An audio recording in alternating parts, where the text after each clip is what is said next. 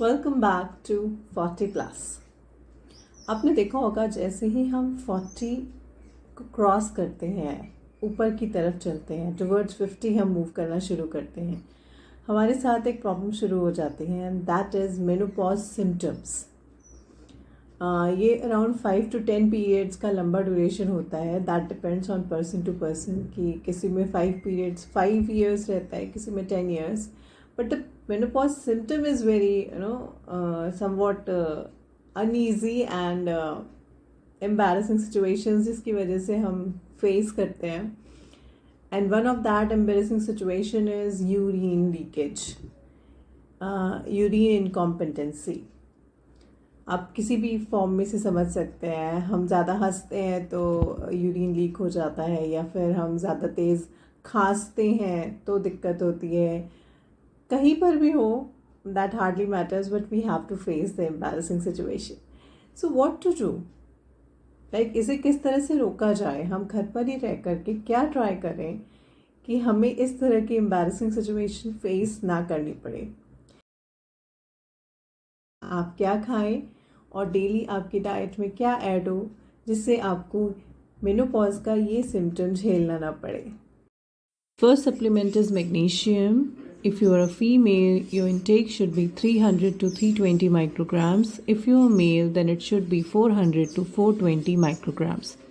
Through diet, 1 bowl of spinach plus 1 teaspoon of pumpkin seeds plus 5 to 10 cashews per day. For adding supplement vitamin D, you must take blood reports, and if your vitamin D levels are less than 20, then you go for 600 to 1000 micrograms per day or 60,000 micrograms per week. And definitely you need to be somewhat active. अगर आप किसी भी तरह की समस्या से खुद को निकालना चाहते हैं तो डाइट के साथ एक्टिव होना उतना ही ज़रूरी है।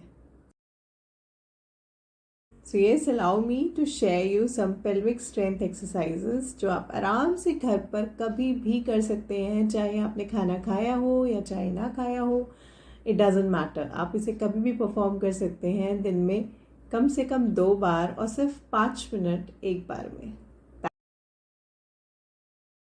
करवट लेके लेट जाएं, अपने सर को ऊपर की तरफ प्लेस रखें with the help of your hand. दोनों पैरों को बेंड करने के बाद टोज़ को इंटैक्ट रखते हुए ऊपर वाली नी को लगातार वेव करें अप एंड डाउन। सीधे लेट जाएं, अपनी बट मसल्स को टाइट रखते हुए हिप ब्रिज बनाएं।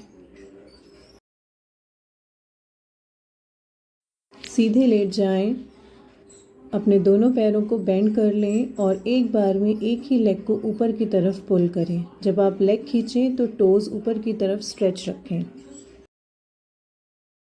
सीधे लेट जाएं, दोनों नीज़ को बेंड कर लें और एक एक करके नीज़ को नीचे की तरफ पुल करें।